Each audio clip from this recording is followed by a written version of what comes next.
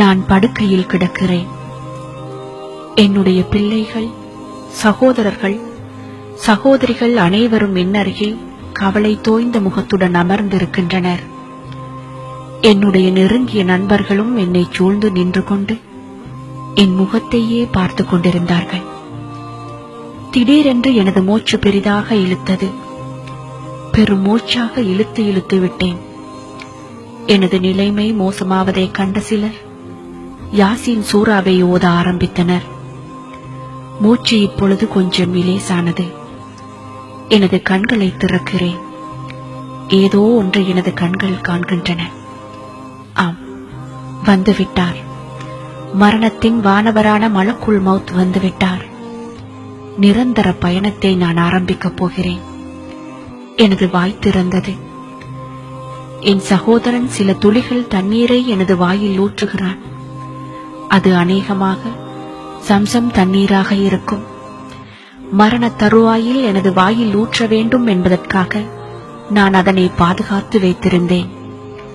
அனைவரும் லா இலாஹ இல்லல்லாஹு முஹம்மது ரசூலுல்லாஹ் என்று மொழி ஆரம்பித்தனர். எனது பார்வை பறிபோய்விட்டது. எனது நாடி நரம்புகள் எல்லாம் அடங்கி போய்விட்டன. எனது உணர்வுகளும் மங்கி மறத்து போய்விட்டன. ஆனால் என்னால் இப்பொழுதும் கேட்க மட்டும் முடிகிறது. என் அன்புக்குரியவர்கள் அழும் சத்தம் கேட்கிறது. நான் இன்னும் இறக்கவில்லை. ஆனால் உயிரற்ற ஜடமாக ஆகிவிட்டேன். எனக்குள்ள நேரம் வந்தது.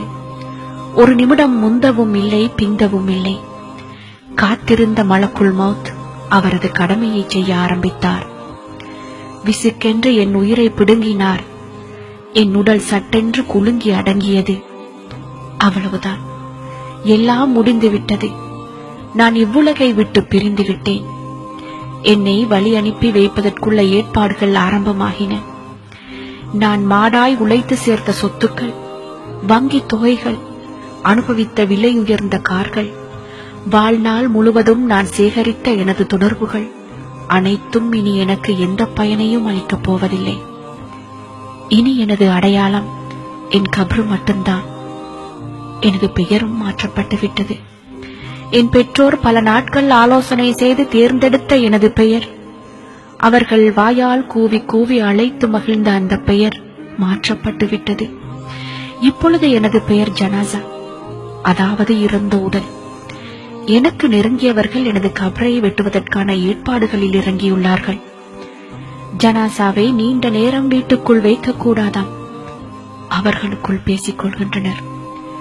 என்னை இப்பொழுது நீண்ட நேரம் வைத்துக் கொள்ள அனுமதி இல்லாத இந்த வீட்டை நான் தான் கட்டினேன். பல கனவுகளுடன் பார்த்து பார்த்து லட்சக்கணக்கில் செலவு செய்து கட்டினேன். என்னை குளிப்பாட்ட ஏற்பாடு நடக்கிறது. நான் வீட்டுக்கு வெளியே குளிப்பாட்டுவதற்காக எடுத்துச் செல்லப்படுகிறேன். நான் பார்த்து பார்த்து கட்டிய வீட்டில், நான் அணுகுற கட்டிய குளியல் அறையில் எனக்கு குளிக்க அனுமதி இல்லை.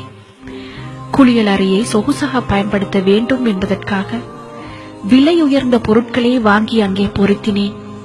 அவையெல்லாம் இனி எனக்கு சொந்தமில்லை. இந்த நிலையில் எனக்கு பயன்படாத இந்த பொருட்களை நான் ஏன் வாங்கினேன்? குளிப்பாட்டி முடிந்தது. என்னை வெள்ளை துணியில் சுற்றினார்கள். விலை உயர்ந்த என் ஆடைகள் எல்லாம் எங்கே போய்விட்டன? என்னை சந்தூக்கில் வைத்தார்கள். எனது விலையுயர்ந்த ஏசி கார் ஒரு பக்கம் கம்பீரமாக நின்று கொண்டிருந்தது. அது இப்பொழுது எனக்கில்லை. எனக்கு கிடைத்திருப்பதெல்லாம் இந்த மரப்பெட்டிதான். இதற்குத்தானா நான் இவ்வளவு நாள் கஷ்டப்பட்டு பணம் சம்பாதித்தேன்? இப்பொழுது எந்த பயனும் தராத இந்த பணத்தை சம்பாதிப்பதற்குத்தான் நான் எத்தனை பொய்கள் சொன்னேன். எல்லாம் வீணாக போய்விட்டது. நான் என் வாழ்க்கையை தொலைத்து விட்டேன். எனது இறுதி பயணத்தை சுத்தமாக மறந்துவிட்டேன். ஆனால் அது உறுதியானது, மிக நெருங்கியது என்று எனக்கு தெரியும். இருந்தாலும் அதனை மறந்து உலக மாயையில் மூழ்கி போனேன். பாவங்களில் பழகி போனேன். ஆனால் இன்றோ எனது விளையாட்டு முடிந்துவிட்டது. இது எனக்கு மட்டுமல்ல, உங்கள் எல்லோருக்கும் தான். நீங்கள் எல்லோரும் இதே நிலையை ஒரு நாள் அடையத்தான் போகிறீர்கள். ஒரு நாள் உங்களுக்கு இந்த உலகம் ஒரு சிறிய கனவு போல் கலைந்துவிடும். எனக்கு நேர்ந்தது போல் உங்களுக்கும் நடக்கும். உங்கள் உயிர்களும் ஒரு நாள் பிடுங்கப்படும். அதனால் தயாராக இருந்து கொள்ளுங்கள். நன்மைகளை கட்டி வைத்துக் கொள்ளுங்கள். அது ஒன்றுதான் உங்களுக்கு உதவும்.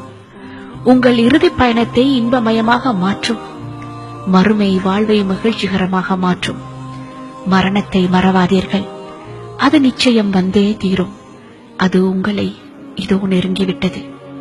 ஒவ்வொரு ஆத்மாவும் மரணத்தை சுகித்தே ஆக வேண்டும். அன்றியும் இறுதி தீர்ப்பு நாளில்தான் உங்கள் செய்கைகளுக்குரிய பிரதிபலன்கள் முழுமையாக கொடுக்கப்படும். எனவே எவர் நரக நெருப்பிலிருந்து பாதுகாக்கப்பட்டு சுவர்க்கத்தில் பிரவேசிக்குமாறு செய்யப்படுகிறாரோ அவர் நிச்சயமாக வெற்றியடைந்து விட்டார். இவ்வுலக வாழ்க்கை மயக்கத்தை அளிக்கவல்ல அற்ப இன்ப பொருளே அன்றி வேறில்லை. அல் குர்ஆன்.